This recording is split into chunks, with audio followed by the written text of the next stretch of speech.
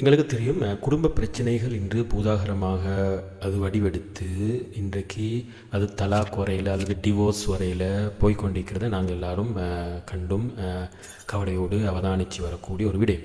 அந்த வகையில் இந்த குடும்ப பிரச்சனைகள் அது விவாகரத்து வரையில் போக முந்தி அது அபாயமான கட்டத்தில் இருக்கிறது அல்லது இந்த குடும்ப வாழ்க்கை பயங்கரமான ஒரு நிலைமைக்கு போய்கொண்டிருக்கிறது, ரெண்டு பேரும் டிவோர்ஸுக்கு அல்லது ஏதோ ஒரு தீர்மானம் ஒன்று எடுக்க வேண்டி இருக்கிறது என்பதை நாங்கள் எப்படி அறிஞ்சு கொள்கிற அதற்கான அறிகுறிகள் என்ன, இந்த குடும்ப வாழ்க்கை திருமண வாழ்க்கை சரிப்பட்டு வராது என்பதை நாங்கள் எப்படி புரிஞ்சு கொள்ளலாம், அதுக்குரிய அறிகுறிகளை நாங்கள் ஆரம்பத்திலேயே இனம் கண்டோம் என்றால் அதுக்குரிய ப்ரிவென்ஷன் மெத்தட் நாங்கள் நேர காலத்துடைய அதுக்குரிய வழிவகைகளை சிகிச்சைகளை வழிகாட்டல்களை செய்ய முடியுமா இருந்தால் எங்களது குடும்ப வாழ்க்கையை திருமண வாழ்க்கையை எங்களுக்கு பாதுகாத்து கொள்ளலாம். குறிப்பாக இப்போள்ள ஜென்ரேஷனை பொறுத்தவரையில் உங்களுக்கு தெரியும், இந்த குடும்ப பிரச்சனைகள் திருமண வாழ்க்கைக்குள்ளால் நிறைய இன்றைக்கு சின்ன சின்ன விடயங்களுக்காக கூட டிவோர்ஸ் வரையில் போகக்கூடிய நிலைமைகள் எங்களுக்கு பார்க்கலும். அந்த வகையில் தான் நாங்கள் சில அறிகுறிகளை நாங்கள் பார்ப்போம். எப்படி ஒரு குடும்ப வாழ்க்கை இந்த அறிகுறிகள் இருந்தால் அந்த குடும்ப வாழ்க்கை ஒரு அபாயத்தில் இருக்கிறது, அது டிவோர்ஸுக்கு மிக நெருக்கமாக இருக்கிறது என்பதை நாங்கள் புரிஞ்சு கொள்ளலாம். அந்த வகையில் நாங்கள் பார்த்தோம்னா முதலாவது அறிகுறி என்ன தெரியுமா? கணவனும் மனைவியும் திருமணம் முடித்த ஜோடிகள் எல்லா விஷயத்திலும் அவங்க அடிக்கடி ஆர்கியூ பண்ணக்கூடிய ஆக்களாக இருப்பாங்கன்னு சொன்னாங்க. அதாவது அந்த எந்த விஷயத்தை எடுத்தாலும் எவ்ரி டாபிக், எந்த காரியத்திலேயும் எந்த விஷயத்திலையும் ரெண்டு பேருக்கும் ரெண்டு கருத்துக்கள் தான், ஒரு கருத்துக்கு வரவே மாட்டாங்க. அந்த ஆர்கியூமெண்ட் எப்படின்னு சொன்னால் தொடர்ந்து இருப்பாங்க, அது அடிக்கடி தொடர்ந்து இடைவிடாமல் எந்த நேரமும் அவங்க ரெண்டு பேரும் சண்டையிலே இருப்பாங்க. அப்போ எந்த விடயங்களை அவங்க கதைச்சாலும் எந்த விஷயங்களை பற்றி அவங்க பேசினாலும் அது முரண்பாட்டில் தான் போய் முடிகிறத நாங்கள் பார்க்கலும். இது ஒரு முக்கியமான ஒரு அறிகுறி, அந்த ஒரு ஒரு ரெட் கார்டு காட்டுவது மாதிரி அந்த குடும்ப வாழ்க்கையுடைய பயங்கரமான நிலைமையை காட்டுற ஒரு முக்கியமான அறிகுறியாக நாங்கள் இதை பார்க்கணும். இப்போ உதாரணமாக நாங்கள் சொன்னோம் என்றால் எந்த அளவுக்கு என்றால், இப்போ கணவன் வலது ரைட்டுன்னு சொன்னால் ஒய்ஃப் லெஃப்ட்டுன்னு சொல்லுவாங்க, கணவன் கம்முன்னு சொன்னால் ஒய்ஃப் கோன்னு சொல்லுவாள், கடைசியில் கம்மோ கோ சிக்காகோ தான். அப்போ அந்த மாதிரி கணவன் வடக்குண்டா ஒய்ஃப் தெற்குன்னு சொல்லுவாள். ஒரு இடத்துக்கு ரெண்டு பேரும் வரவே மாட்டாங்க.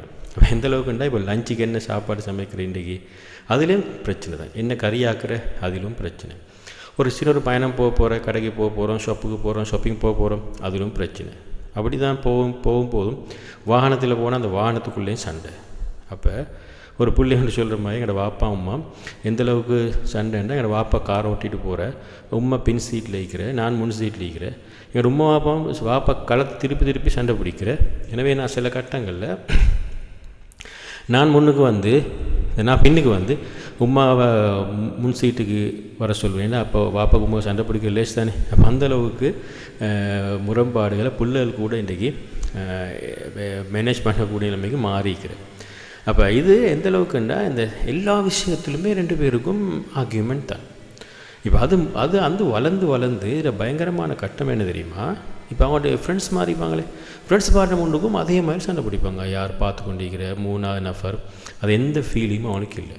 அது மட்டுமல்ல, சொந்தக்காரர்களுக்கு மத்தியில் ரிலேட்டிவ்ஸுக்கு மத்தியில் எல்லாம் அவங்க பப்ளிக்காக சண்டை பிடிப்பாங்க. அல்லது சில பொது இடங்களுக்கு போனால், ஒரு கடைக்கு போனால், டவுனில் அல்லது பொதுமக்கள் இடங்கள், அந்த இடங்களையும் ரெண்டு பேரும் ஆர்கியூ பண்ணுவாங்க. அப்போ இது என்ன நடக்கும்னா, இது கால ஓட்டத்தில் இது படிப்படியாக இது கூடி போய் என்ன நடக்கும்னா ஒரு கட்டத்துக்கு டிவோர்ஸ் என்ற கட்டத்துக்கு வரும். அப்போ இரண்டு பேர் மத்தியில் தூரம் ஏற்படுறதானே. அப்போ ரெண்டு பேரும் யோசிப்பாங்க, ரெண்டு பேரும் வாரில் சரிப்பட்டு வராது, நாங்கள் ரெண்டு பேரும் பிரிகிறது தான் சரின்னு சொல்லி ஒரு முடிவுக்கு வருவாங்க. இது முக்கியமான ஒரு அறிகுறி, இந்த குடும்ப வாழ்க்கை முடியப் போகிறது என்பதற்கான முக்கியமான அறிகுறி. இரண்டாவது அறிகுறியாக நாங்கள் சொல்வது என்னென்றால், கணவனும் மனைவியும் அடுத்தவிட குறையத்தான் எப்போதும் துருவி இந்த போலீஸ்காரன் மாதிரி இல்லை சிஐடி மாதிரி இன்வெஸ்டிகேஷன் செய்கிறது மாதிரி தேடிக்கொண்டே இருப்பாங்க. எந்த அளவுக்கு ஒரு சேரில் இருந்து கொண்டு ஹஸ்பண்டோ ஒய்ஃபோட குறைய அப்படியே பார்த்து கொண்டு இருப்பாங்க. என்னென்ன குறை விடுற, என்னென்ன தவறு விடுற, அதை அப்படியே மைண்டுக்கு எடுத்து ஒவ்வொன்றா குத்தி காட்டி கொண்டே இருப்பாங்க. நல்ல விஷயங்கள் நல்ல பக்கத்தை பார்க்கவே மாட்டாங்க.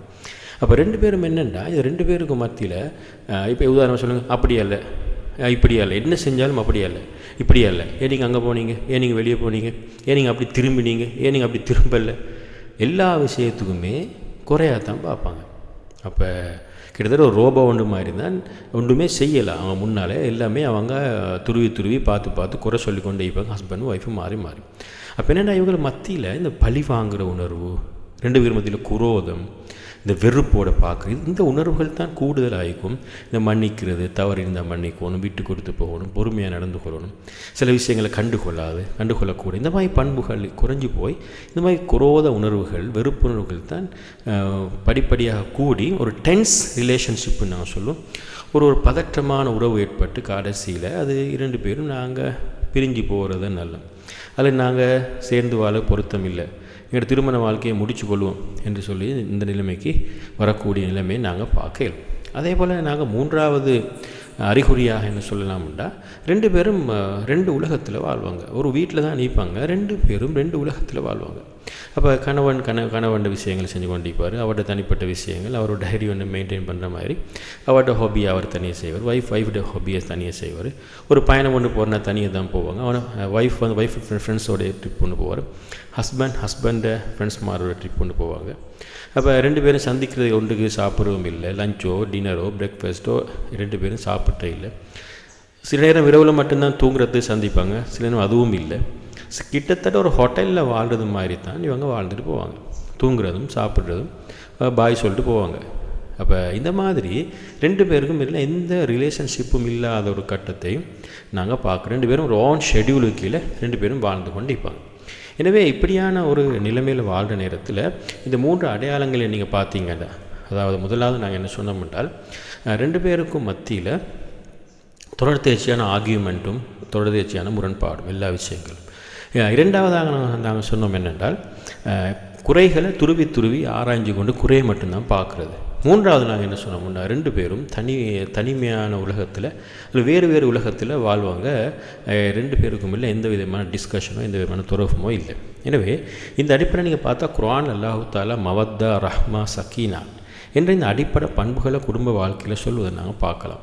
எனவே இந்த அடிப்படைகளை நான் வைத்து பார்க்குற நேரத்தில் நான் ஒன்றை புரிஞ்சுக்கொள்ளணும், என்ன தவறு வந்தாலும், என்ன பிரச்சனை, என்ன அறிகுறி இருந்தாலும், நாங்கள் கணவனும் மனைவியும் ஒரு மனிதன் தான், ஆணும் மனிதன் தான், பெண்ணும் மனிதன் தான். நாங்கள் யாரும் மலக்குகள் அல்ல. எனவே நாங்கள் சரியாக நடப்பது மாதிரி தவறும் எங்களோட வாழ்க்கையில் வரக்கூடிய சாத்தியப்பாடுகள் கூட. சந்தோஷம் வர மாதிரி கவலையும் வரும். எனவே யாரும் மெஷின் அல்ல, இயந்திரம் அல்ல. எனவே நாங்கள் உற்சாகமாக இருக்கிறது மாதிரி சோம்பலுக்கும் உட்படுவோம். எனவே தவறுகள் குறைகள் வார நேரத்தில் இரண்டு பேரும் என்னென்னா சில நியாயங்களை கண்டு மன்னித்து வாழ்க்கையை முன்னோக்கி கொண்டு போகிறதுக்கான பொருத்தப்பாடுகளை யோசித்து முன்னோக்கி கொண்டு போகிறதுக்கு சிந்திக்கிறது தான் உண்மையில் இஸ்லாம் எங்களுக்கு காட்டக்கூடிய அழகான வழிகாட்டல். எனவே இந்த அபாய அறிகுறிகளை எங்களோட குடும்பங்கள் இருந்தால் இப்போதே அவசரமாக ஒரு எமர்ஜென்சி பிளான் ஒன்றை நாங்கள் உருவாக்கி எங்களோட குடும்பத்தை பாதுகாப்பதற்கு நாங்கள் முயற்சி செய்வோம்.